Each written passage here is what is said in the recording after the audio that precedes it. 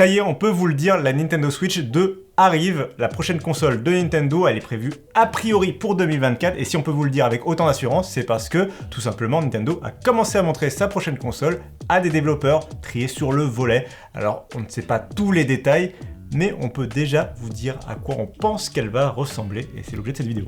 Alors déjà, on peut se demander qu'est-ce que Nintendo va concevoir pour sa prochaine console de jeu. Est-ce qu'ils vont partir d'une feuille blanche, repartir sur un tout nouveau concept, ou être dans le prolongement de ce qu'on connaît aujourd'hui avec la Switch? Le plus probable, et ce à quoi tout le monde s'attend aujourd'hui, c'est l'idée d'une Switch 2, c'est-à-dire une console qui serait dans la prolongation. On repart des 100 millions de Switch vendus, on les met pas de côté, et on repart de ça avec une console qui aurait la rétrocompatibilité totale des jeux Switch 1, mais une nouvelle génération quand même, donc avec une console plus puissante, pour des jeux Switch 2 exclusifs. Déjà, si on prend ça comme acquis, donc on se dit ils vont pas faire une Wii U, ils vont pas faire un casque de réalité virtuelle, ils vont faire vraiment une Switch 2. Si on prend ça comme acquis, il est fort probable que Nintendo se rapproche une nouvelle fois de Nvidia pour le développement de la puce de la Switch 2. Pourquoi ? Parce que garder le même partenaire technique comme ça, Nvidia dans ce cas précis, ça permet de faire une console facilement rétrocompatible à 100%. Donc les développeurs sont contents parce que leurs jeux, ils peuvent facilement les porter d'une Switch vers l'autre. Et puis les joueurs sont contents parce que quand vous achetez votre Switch 2, vous récupérez tout le catalogue de jeux déjà disponible sur la Switch 1. Bref, ils ont toujours eu ça un peu dans leur ADN. Donc ce serait pas surprenant qu'ils continuent avec Nvidia. Sauf que voilà, la première Nintendo Switch, elle est sortie en 2017. Et en 2017, Nintendo, ils viennent d'un échec historique avec la Wii U, donc ils ont vraiment pas beaucoup de moyens pour développer une nouvelle console. Ils veulent faire quelque chose de très efficace, ils vont voir Nvidia. Et Nvidia, ils leur proposent une puce qu'ils ont déjà dans leur catalogue, qu'ils équipent déjà avec la Nvidia Shield, la box sous Android Télé. Et c'est une puce qui date un peu, elle date de 2015. Donc techniquement, la base technologique de la Nintendo Switch qu'on connaît aujourd'hui, elle date de 2015. C'était il y a 8 ans. Autant vous dire que chez Nvidia, en 8 ans, il s'est passé quelques trucs. Si on doit faire un parallèle avec les cartes graphiques de Nvidia, pour les PCistes qui nous regardent, la Nintendo Switch, elle se base sur l'architecture Maxwell, donc en gros les GeForce GTX 900. Entre temps, il y a eu les GTX 1000, il y a eu les RTX 2000, il y a eu les RTX 3000, il y a eu les RTX 4000. Donc il y a un gap technologique entre ce qu'on peut faire aujourd'hui et ce que Nvidia faisait à l'époque qui est gigantesque. Alors cela dit, attention, vous enflammez pas, on est quand même chez Nintendo, on vise une console de jeu qui va probablement être vendue autour des 300 €, 400 grand max, donc il n'y a pas un budget infini. On sait que chez Nvidia en plus en ce moment les cartes graphiques c'est pas les plus abordables du moment, voilà. Donc il va falloir trouver une sorte de compromis en termes de puissance, de prix, de technologie, pour arriver à quelque chose de raisonnable. Mais alors plus concrètement, qu'est-ce qui va permettre vraiment ce progrès technologique dans les mains de Nintendo? Alors déjà, évidemment, il y a la puissance graphique pure, mais il y a aussi le fait que à puissance graphique élevée pour nos temps modernes, il y a la capacité peut-être aussi de tourner à une puissance plus faible, donc gagner en autonomie, avoir une puce qui chauffe moins, ça va être très intéressant aussi pour la Switch 2. Mais ça, je mets ça de côté, on va dire en termes de puissance de calcul brute, je mets un peu ça de côté, parce qu'il y a Nvidia quand même qui a introduit aussi des nouveautés vraiment substantielles pour ses puces, entre la GTX 900 et la RTX 3000 ou 4000. Il y a un truc, il y a un petit indice dans le nom, c'est GTX, RTX, vous voyez où je veux en venir. En fait, on le sait déjà d'ailleurs des démos techniques qui ont été présentées par Nintendo à la Gamescom, il y avait du ray tracing. Alors attention, évidemment, le ray tracing c'est encore balbutiant sur cette console de jeu, que ce soit le Steam Deck, la ROG Ally, la PlayStation 5 ou la Xbox Series X, parce que tout ça c'est basé sur des architectures AMD. Nvidia, ils ont une meilleure maîtrise quand même du game, ça fait quand même quelques années qu'ils font du ray tracing, on le voit sur les cartes graphiques, c'est vachement mieux maîtrisé. Ce sera très intéressant de voir si la Switch 2 peut, à la surprise générale, peut-être faire du meilleur ray tracing que des consoles de salon beaucoup plus puissantes. Je veux pas trop vous enflammer parce qu'il y a des rapports vraiment de puissance différents. Une console de salon, par définition, vous l'avez dans votre salon, elle est sur le courant électrique fixe, là où une console portable a besoin de fonctionner en portable. Donc voilà, il y a des rapports d'échelle un peu différents. Mais il y a de quoi être assez enthousiaste quand on voit vraiment l'avance qu'a technologiquement Nvidia sur ses concurrents sur ce genre de domaine. Il y a une autre nouveauté qui est encore plus juteuse que le ray tracing, qui est juste un petit apparat visuel encore pour l'instant dans les jeux vidéo, c'est évidemment l'arrivée du DLSS. Alors le DLSS, on vous en parle à peu près dans chaque vidéo qui parle du gaming, mais on va réexpliquer ce que c'est. C'est cette technologie de Nvidia qui permet d'améliorer un peu gratuitement, j'ai envie de dire, les performances dans un jeu. Au lieu d'avoir un jeu qui est calculé en 4K, vous allez le calculer en 720p ou en 1080p, donc en Full HD, petite définition. Puis, donc là, vous lui mettez bien tous les effets graphiques possibles, et comme c'est calculé à une petite définition, il y a un énorme framerate. Au lieu d'être à 30 images secondes, vous êtes à 60, à 100 images secondes. Donc ça c'est cool. Et ensuite, avec le DLSS, vous étendez l'image pour passer en 4K. sans perdre trop en qualité, voire même des fois avoir une qualité d'image qui est meilleure que la résolution native. Ça, c'est la force de Nvidia et du DLSS. Il a fait ses preuves pendant plusieurs années, et là, si Nintendo vraiment réussit à l'intégrer dans la Switch 2, ça peut être un sacré banger, puisque en fait ça a forcé les développeurs de jeux pour Nintendo Switch à intégrer en masse cette technologie.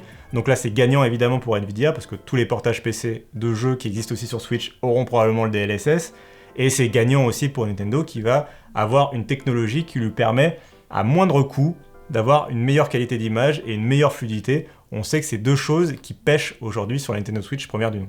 Bon, évidemment, on pourrait encore vous parler un petit peu de technique en vous mentionnant le fait que ce sera probablement l'occasion pour Nintendo d'intégrer un SSD un peu plus rapide, parce que les 32 Go de la Switch de base ou les 64 Go de la Switch OLED en 2023, ça commence à être vraiment chiche. On pourrait aussi parler du port USB-C qui, au moment de la sortie de la Nintendo Switch, était pas totalement dans les cahiers des charges du standard de l'USB-C. Donc d'ailleurs, je vous invite à voir une vidéo qui est dédiée à ce sujet. On aura aussi probablement du Wi-Fi amélioré. Ouais, bref, je vais pas faire le détail.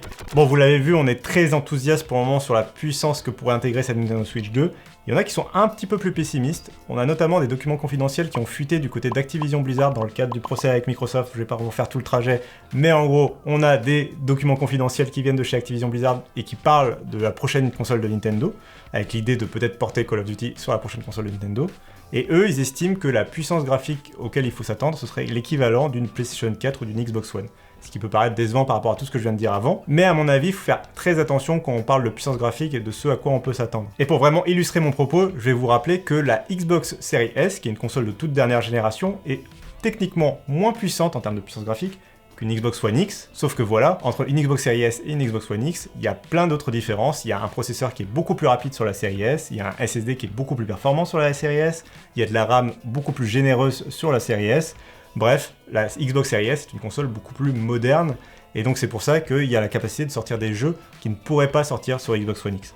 C'est un petit peu la même chose quand on parle de Nintendo Switch et qu'on va comparer ça avec une PS4 ou une Xbox One. Peut-être qu'en termes de puissance graphique brute, on va se rapprocher d'une PS4 ou une Xbox One, mais si on met à côté le fait qu'il y aura peut-être du ray tracing, peut-être du DLSS, peut-être un SSD beaucoup plus performant, on a quelque chose de beaucoup plus moderne et qui n'aura finalement pas grand-chose à voir avec la PS4 ou la Xbox One auquel on pouvait s'attendre comme ça en lisant des rumeurs. Cela dit, attention, je suis pas en train de promettre qu'elle aura la capacité de faire tourner les jeux exactement comme sur une PS5 avec la même puissance graphique. On reste chez Nintendo, on reste avec une Nintendo Switch. Calmons-nous les gens, attendons, hein, le prochain Pokémon il va pas être en 8K, on se calme. L'autre point qui pourrait peut-être un peu nous décevoir, c'est la question de l'écran. Il y a eu la Nintendo Switch de base en 2017 avec son écran LCD 720p, il y a eu la Nintendo Switch OLED avec son écran quasi borderless, bien sûr. Non, bon, il y a encore des bordures autour, mais beaucoup moins importantes que sur la Nintendo Switch de 2017, ça c'est cool. Alors que va nous proposer la Nintendo Switch 2 ? Eh bien, cette nouvelle console, malheureusement, on reviendrait à un écran LCD, peut-être probablement pour réduire les coûts, même si l'OLED aujourd'hui est devenu assez commun, même sur smartphone, même sur des smartphones entrée de gamme. A priori, on reviendrait sur du LCD. Peut-être aussi une stratégie pour lancer une Nintendo Switch 2 OLED quelques années plus tard. On reste chez Nintendo quand même, jamais contre recevoir de l'argent supplémentaire de ses clients. Donc bref, pour l'instant, on repartirait a priori sur un écran LCD, mais ça, à mon avis, il va falloir le déterminer plus tardivement.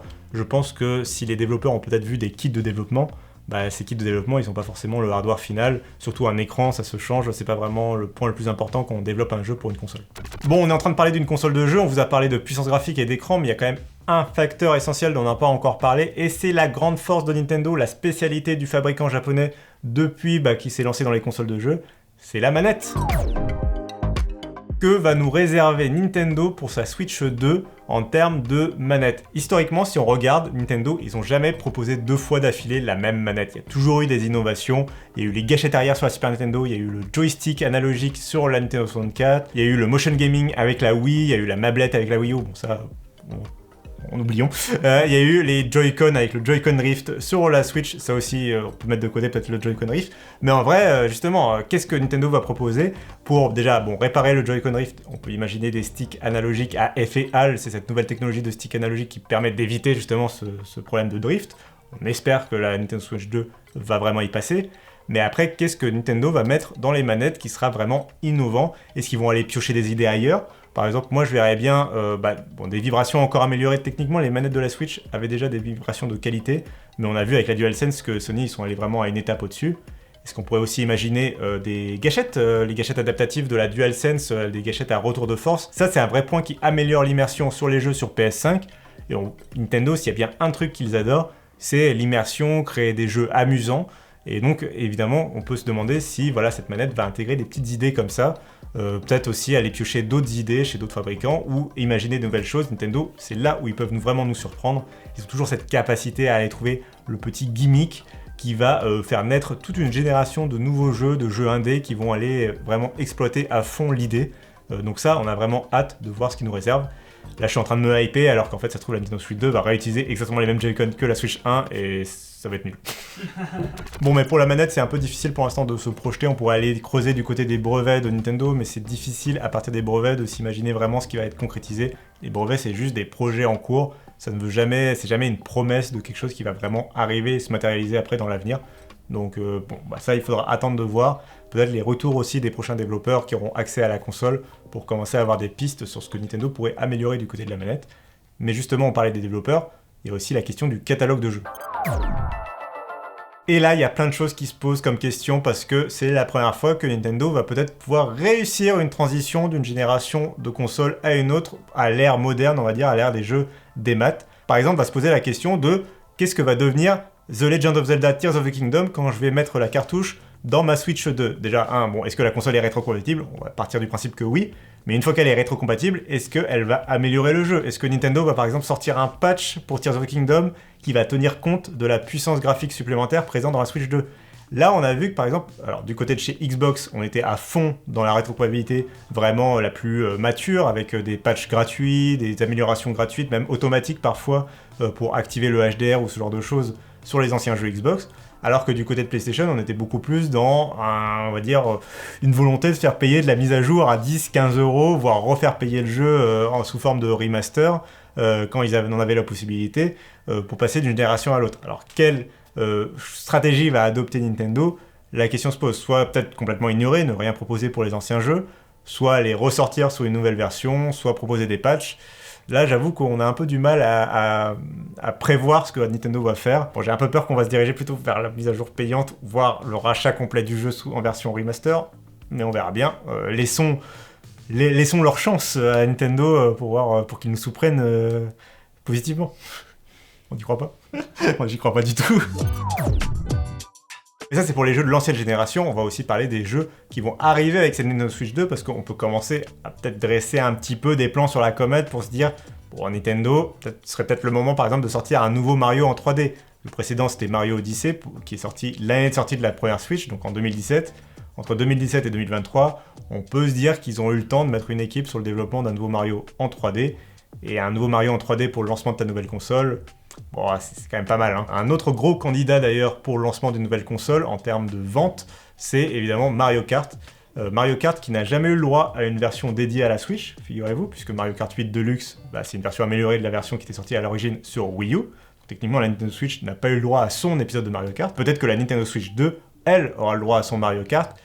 Et si Mario Kart se Smash Broisait avec des circuits, des compétiteurs, des cartes qui viennent d'autres jeux, alors au moins des jeux Nintendo, ou même des jeux d'autres éditeurs. Moi j'aimerais bien un petit circuit Minecraft par exemple, je trouve ça rigolo. Mais on peut imaginer, je sais pas moi, un circuit Phoenix Wright, un circuit... Bon, vous voyez l'idée, si vous prenez tous les personnages qui existent aujourd'hui dans Smash Bros Ultimate et vous voyez la hype qui a été à chaque fois qu'il y avait un nouveau personnage qui était annoncé pour Super Smash Bros Ultimate, vous transvasez ça côté Mario Kart, qui est le jeu qui cartonne par excellence, qui accompagne plus de la moitié des Nintendo Switch dans le monde. Donc c'est vraiment un énorme parc installé de jeux et c'est vraiment un jeu qui est capable de vendre des consoles. Là, on imagine bien que si vous lui appliquez la recette du Smash Bros et que vous avez vos personnages préférés qui se retrouvent dans Mario Kart, ça peut faire vraiment un feu d'artifice, donc on verra ce que ça donnera. Peut-être que Nintendo ira complètement ailleurs trouver des bonnes idées pour leur prochain Mario Kart, mais ça peut être en tout cas un gros candidat pour le lancement de cette nouvelle Nintendo Switch. Donc bref, il y a vraiment plein de candidats pour des gros jeux. On a oublié de mentionner juste Metroid Prime 4 qui avait été annoncé à la base pour la première Nintendo Switch, mais qui n'est jamais venu, qui n'a jamais été commercialisé, dont on n'a jamais revu l'existence depuis plusieurs années. On sait qu'il est toujours en cours de développement, il est temps qu'il sorte. Bon maintenant que c'est si tard pour la Nintendo Switch, peut-être pour la prochaine console de Nintendo, là ce sera l'occasion. Mais ça c'est pour les jeux Nintendo, il y a aussi les jeux des autres éditeurs, et il y a un petit joueur qui pourrait arriver, peut-être casser un petit peu les habitudes des gens sur la Nintendo Switch, c'est tout simplement Call of Duty. Alors pourquoi Call of Duty arriverait tout d'un coup chez Nintendo ? Tout simplement par rapport au projet de rachat d'Activision Blizzard par Microsoft, ça fait partie des promesses du rachat. Si le rachat va jusqu'au bout, Call of Duty arrivera chez Nintendo. Bon on imagine qu'ils vont plutôt attendre la prochaine console de Nintendo pour se lancer. En termes de calendrier, ça a l'air de plutôt bien correspondre. On verra si le public cible de Nintendo correspond au public cible de Call of Duty. Mais honnêtement, moi je dirais qu'il y a quand même de bonnes chances pour que ça marche bien. Call of Duty, ça marche sur smartphone, ça marche sur console de jeu. Je vois pas pourquoi ça marcherait pas sur Switch, qui est à la fois un smartphone et une console de jeu quelque part. Donc il y a toutes les raisons pour que ça fonctionne bien. Et puis pour accompagner ce lancement, il faut quand même qu'on parle par exemple des formules d'abonnement. Pour l'instant, on a un Nintendo Switch Online qui a commencé à accuser un peu les années par rapport au PlayStation Plus Extra et au Game Pass. Est-ce que Nintendo va faire évoluer sa formule d'abonnement ou va rester complètement dans ce qu'il propose aujourd'hui? Ça sera à la discrétion de l'entreprise, mais on peut se poser la question. Souvent, le lancement d'une nouvelle génération de consoles, si c'est pour ça qu'on pose la question, c'est que c'est l'occasion pour un fabricant de revoir un peu comment il propose des abonnements. Ils avaient lancé justement le Switch Online payant avec la première Nintendo Switch. Peut-être là, avec la nouvelle génération de consoles, ce sera l'occasion de revoir cette formule d'abonnement, revoir le prix aussi. On a vu que les autres formules d'abonnement avaient augmenté en prix. Peut-être ce sera l'occasion aussi d'augmenter les prix à ce moment-là. Bref, il y aura peut-être du nouveau à regarder de ce côté-là. Ensuite, on peut aussi vous parler de la date de sortie et du prix de cette nouvelle console. La date de sortie, voilà, certains imaginent un début d'année 2024. Nous, on estime que ce sera plutôt fin d'année 2024, vu qu'ils viennent à peine de commencer à en parler vraiment de façon élargie aux développeurs. Il va falloir vraiment accompagner ça dans les prochains mois. Pour le prix, on l'a évoqué rapidement, à mon avis, Nintendo, ils vont pas changer beaucoup trop la feuille de route de ce qui a marché, cartonné avec la Switch, c'est-à-dire une console vendue autour des 300 €. Alors il y a eu l'inflation, Nvidia a augmenté ses prix depuis, la fabrication des puces coûte de plus en plus cher, donc peut-être que tout ça va contribuer à augmenter globalement le prix de la console, mais j'imagine mal qu'on ira au-delà de 350 voire 400 €. 400 €, ça me paraît être le palier vraiment maximal pour une nouvelle console de Nintendo. 400 €, c'est aussi le prix auquel se trouvait, enfin en tout cas gravité autour la Wii U, qui a été une catastrophe pour Nintendo. Donc j'ai du mal à imaginer qu'ils veulent réitérer. C'est un peu comme les 600 € côté PlayStation qui sont un peu devenus une sorte de totem qu'il faut surtout faire gaffe à pas dépasser. Là c'est pareil, côté Nintendo, je pense qu'ils veulent vraiment garder un prix le plus bas possible. Et depuis tout à l'heure, je vous parle de la Nintendo Switch 2 parce que c'est le truc le plus simple pour que tout le monde se comprenne, mais on ne connaît évidemment pas le nom de cette nouvelle console. Alors d'aucuns pourraient s'imaginer une Nintendo Switch U, mais ça, on a très peur et on espère que Nintendo évidemment va pas la nommer comme ça, ou alors ce serait vraiment très rigolo. D'autres prédisent une Super Nintendo Switch, un peu comme quand on était passé de la NES à la Super NES. Ça ferait un petit écho historique, nostalgique, ce serait assez rigolo. Voilà, évidemment, n'hésitez pas à me rebalancer dans la gueule cette vidéo dans un an quand Nintendo aura annoncé une Nintendo Switch 2 qui coûtera 700 €, n'aura pas le ray tracing et aura la puissance graphique d'une PlayStation 2, évidemment. Hein. Voilà, là c'était vraiment ce qui allait se passer du côté de chez Nintendo, mais on vous a aussi réservé une vidéo pour ce qui va se passer du côté de chez Xbox, puisque grâce à des documents confidentiels sur lesquels on a pu mettre la main, on vous dévoile les plans jusqu'à 2030 du côté de chez Xbox. Donc là, c'est plus du rumeur du tout, c'est carrément vraiment les documents internes de Microsoft. Ça, je vous invite à aller voir la vidéo. Et puis si d'une manière générale le sujet vous intéresse, n'hésitez pas à vous abonner à notre chaîne YouTube et à aller nous retrouver sur frandroid.com. Ciao.